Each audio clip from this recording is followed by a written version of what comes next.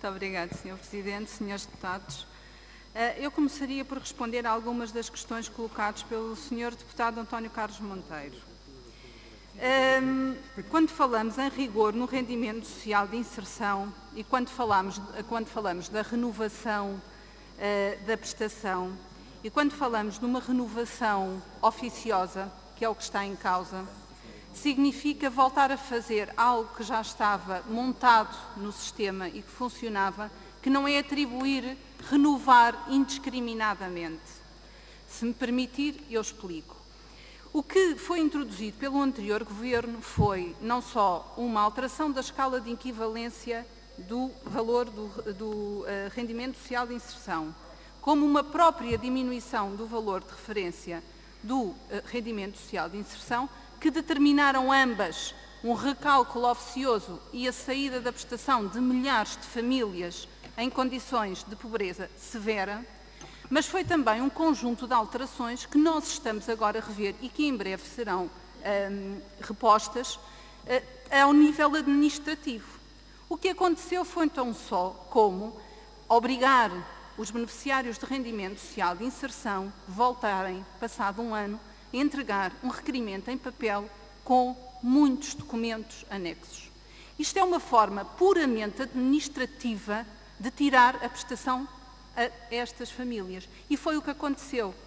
Ou seja, uma família que tem, passado um ano, ou antes, passado 10 meses, voltar a requerer tudo, sem terem assegurado que os serviços da Segurança Social tinham competência para deferir esses requerimentos em tempo e determinando a suspensão dessa prestação a essas famílias, é nada mais, nada menos do que uma forma encapotada, porque nem isso tiveram coragem de fazer, de levar o rendimento social de inserção ao mínimo. Foi o que aconteceu. Eu vou explicar o que é uma renovação oficiosa. É isto. Uma família que, passado um ano, tem a prestação, a Segurança Social, de forma automática, porque conhece todos os seus rendimentos, faz um recálculo da prestação. E nesse momento a prestação aumenta, diminui ou a família sai da prestação. É tão simples quanto isto. A família é questionada se alterou o seu agregado familiar ou se existe mais algum rendimento dos poucos que a Segurança Social não tem conhecimento que determinarão uma alteração a esta situação. E era isto, Sr. Deputado, que estava montado e que os senhores simplesmente destruíram e que está agora a ser reconstruído novamente. E, portanto, relativamente a rigor na prestação de rendimento social de inserção, eu penso que terei sido clara, se não fui, terei todo o gosto nesta Assembleia de voltar a explicar o que aconteceu com o rendimento social de inserção. Outra questão que colocou, voltando apenas muito rapidamente à questão das pensões, que já foi amplamente debatida, as pensões foram atualizadas em 2010, as pensões não foram atualizadas em 2011. No memorando inicial da Troika estava a indicação de que as pensões de valor mais baixo seriam atualizadas, as restantes não seriam até 2013. Os senhores estiveram no Governo em 2012 e 2013, em 2014 e 2015, e em 2014 e 2015, já sem a Troika, optaram por continuar a manter todas as outras pensões congeladas. E mesmo em 2011 e 2012, o texto que está no memorando inicial são pensões mais baixas, não limita às pensões rurais, sociais e mínima das mínimas. E o que se torna incompreensível é que 266 mil pensões de valor inferior à pensão mínima das mínimas do primeiro escalão estiveram congeladas enquanto os senhores estiveram no Governo. E eu questiono exatamente como é que conseguem justificar que, ainda atualizar um compromisso com a Troika às pensões mais baixas, não atualizaram as pensões destas 266 mil pensões. Ainda nas pensões, porque, para clarificar, os senhores atualizaram 926 mil pensões aproximadamente. Repito, pensões não pensionistas. O mesmo pensionista pode receber mais do que uma pensão. E isto repetirei até à exaustão.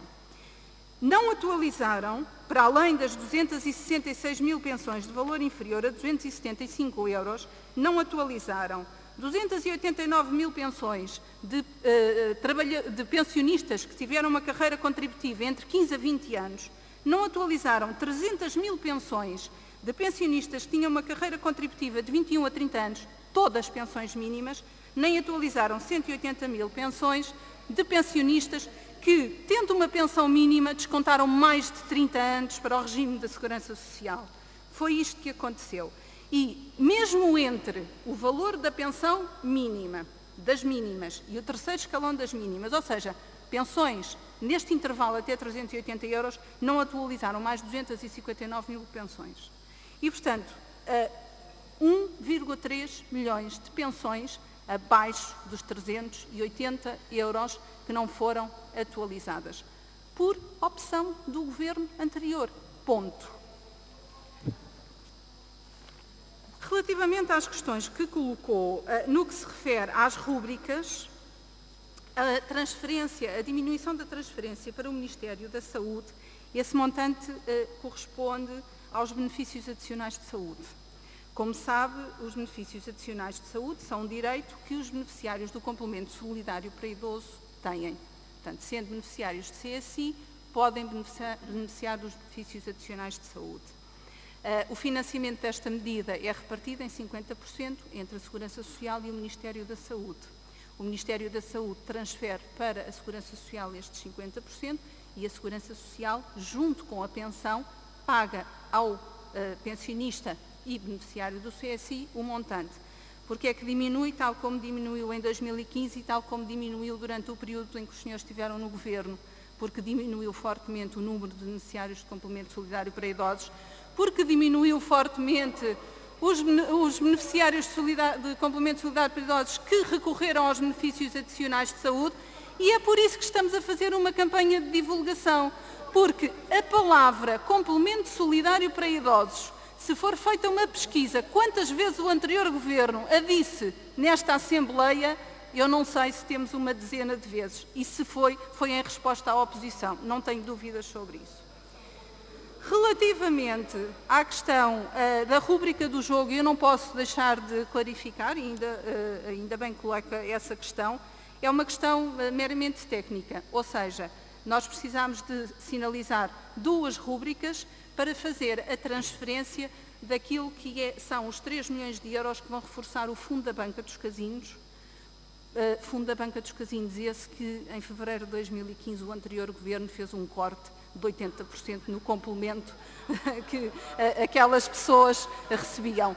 E, portanto, é uma questão meramente técnica. Nós tivemos que abrir duas rúbricas porque estávamos, em termos de procedimento técnico, a ver qual era a rúbrica adequada e então abrimos as duas, acabámos por contabilizar na outra os 3 milhões de euros que vão reforçar o fundo e vão permitir retomar e não manter um corte que era completamente indigno e que foi determinado pelo anterior governo para com estes pensionistas do fundo da banca dos casinos. Relativamente à questão que o Sr. Deputado João Galamba colocou, e ele não está aqui, mas eu diria, e tenho muito essa prática, normalmente os preâmbulos dos diplomas informam-nos ou dizem-nos ou transmitem-nos aquilo que é a intenção de um governo quando legisla. E aquilo que nós temos como justificação para este facto, no Decreto-Lei 13/2013, de 25 de janeiro, que cortou o valor de referência do CSI, não querendo falar em nome do Governo, mas posso ler taxativamente o que está no preâmbulo e, portanto, certamente reproduzirá aquilo que foi a intenção do anterior Governo para cortar o complemento solidário para idosos, o que diz é o seguinte: o valor de referência do complemento solidário para idosos, cuja esmagadora maioria dos beneficiários viu a sua pensão ser aumentada em média 4%, fica definido em 4.909. Isto significa o quê? O valor do complemento solidário para idosos vai diminuir porque a maioria destes pensionistas viu a pensão aumentada. Um governo que escreve num preâmbulo uma coisa completamente errada, eu não vou caracterizar ou expressar, mas vou explicar uma questão que é muito recorrente, esta confusão. O complemento solidário para idosos está situado aqui. A pensão está aqui. Se a pensão aumenta e o complemento solidário para idosos, o que aconteceu a estes pensionistas foi recebem mais pensão, mas recebem menos do que isso de complemento e ficaram a receber menos ao final do mês. Mas a justificação que está no preâmbulo, eu li o que está no preâmbulo, foi diminuímos o complemento solidário para idosos em 9,5 € por mês, porque estes idosos receberam mais 3 € ou 4 € nesse mês. Mas cortamos um bocadinho mais do que aquilo que demos. É isso que está aqui e é isto que justifica a diminuição do complemento solidário para idosos pelo anterior governo.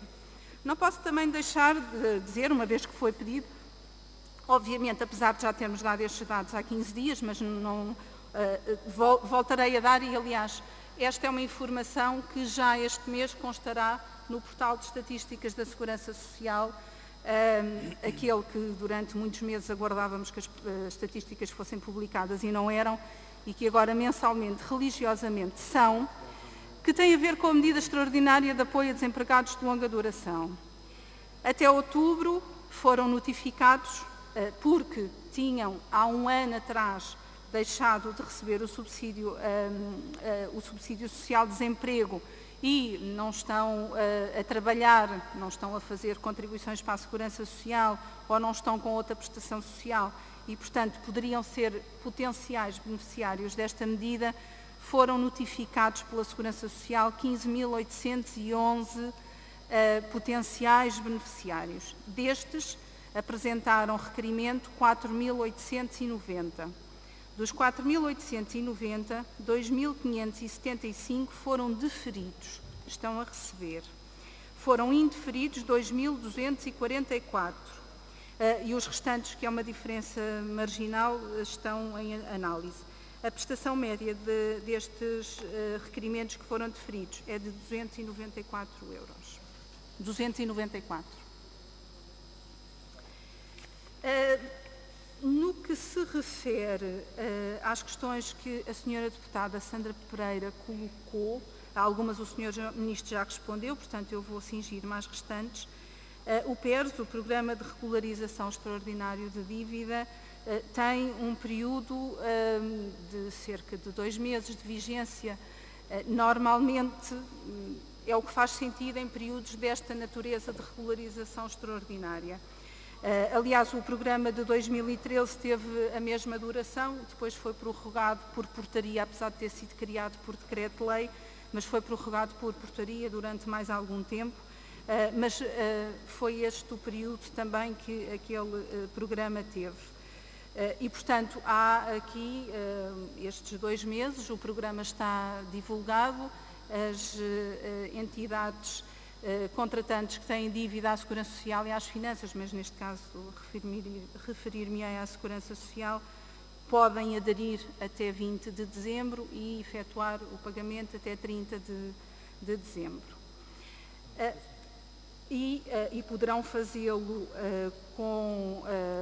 pagando a totalidade da dívida, que era a única modalidade na altura, ou pagando 8% e depois tendo no restante plano pelo menos 8%, há situações em que o pagamento inicial é superior, e depois terão a possibilidade de ter no plano da dívida restante uma redução do valor dos juros e das coimas em função do número de prestações que ficam por pagar. Relativamente à questão do adicional ao IMI e da contabilização do adicional ao IMI, este adicional ao IMI é um novo imposto que foi consignado ao Fundo de Estabilização da Segurança Social, em cumprimento daquele que é também o Programa de Governo de Diversificação das Fontes de Financiamento, e sendo, vou dar um exemplo e para explicarem como esta situação não tem nada de anormal, o facto de não estar nos mapas da Segurança Social, porque a norma que está no Orçamento de Estado, que permite a transferência aliás, que permite, não, consigna diretamente e inequivocamente ao Fundo de Estabilização da Segurança Social, permite essa transferência no decurso do ano ou numa revisão dos mapas na especialidade. Mas a contribuição extraordinária sobre a indústria farmacêutica, que foi criada em 2015, no Orçamento de Estado de 2015, e estava consignada ao Serviço Nacional de Saúde, aconteceu precisamente a mesma coisa. Foi criada, não estava no Orçamento do Serviço Nacional de Saúde, ao longo do ano, conforme foi executada, foi sendo transferida. E, portanto, é um procedimento de contabilização que não inviabiliza nada, nem sequer é equacionável que não será transferido para o FEFS, porque a norma consigna e obriga a essa transferência. Quanto à contabilização das pensões, e eu vou tentar dizê-lo de uma forma não muito rápida e ser, até para que os números fiquem bem claros, e desmistificar de uma vez por todas aquilo que tem sido insinuado de que a contabilização sob a atualização de pensões não está totalmente orçamentada. O aumento de despesa com pensões entre a previsão de execução de 2016 e o Orçamento de Estado para 2017 é de 534 milhões de euros. Segurança Social e CGA. Este acréscimo desagrega-se da seguinte forma: 200 milhões de euros é o impacto estimado sobre a atualização de pensões, atualização efetuada em janeiro para todas as pensões nos termos da lei que está em vigor e atualização extraordinária prevista para agosto. 334 milhões corresponde àquele que é o impacto normal do crescimento natural da despesa com pensões. No caso da CGA, a expectativa, a estimativa, que é também, segue a tendência recente dos últimos anos e neste ano é o que se está a verificar, a tendência é de total estabilidade em termos de número de pensionistas. Entre novo número de pensionistas na CGA e valor das pensões médias, a tendência é de uma total estabilidade na Caixa Geral de Aposentações. Portanto, os 33 milhões que estão orçamentados a mais na Caixa Geral de Aposentações em 2017 face a 2016 são, na sua quase totalidade, o impacto da atualização de pensões. Dos 534, 502 aproximadamente, é o impacto na Segurança Social. Na Segurança Social, estes 501 milhões de euros, que são a diferença entre a previsão de execução em 2016 e o Orçamento de 2017, 168 milhões é a estimativa do aumento da despesa com pensões. Aumento da atualização de janeiro e aumento da atualização extraordinária de agosto. 335 milhões é o acréscimo da despesa natural, ou seja, que resulta do aumento do número de pensionistas e do efeito drift entre as pensões que deixam de ser pagas e as pensões novas que são pagas, que está exatamente na linha daquele que é o crescimento natural de pensões já expurgado da atualização feita em 2016 face a 2015. Portanto, os pressupostos que estão por trás da contabilização da despesa com pensões é o seguinte, de forma resumida: na Segurança Social, o crescimento natural de pensões que está a ser considerado está em linha com o crescimento de pensões que ocorreu entre 2016 face a 2015, retirando aquele que é o impacto da atualização de pensões de 2016 e acrescentando em 2017 aquele que é o impacto da atualização.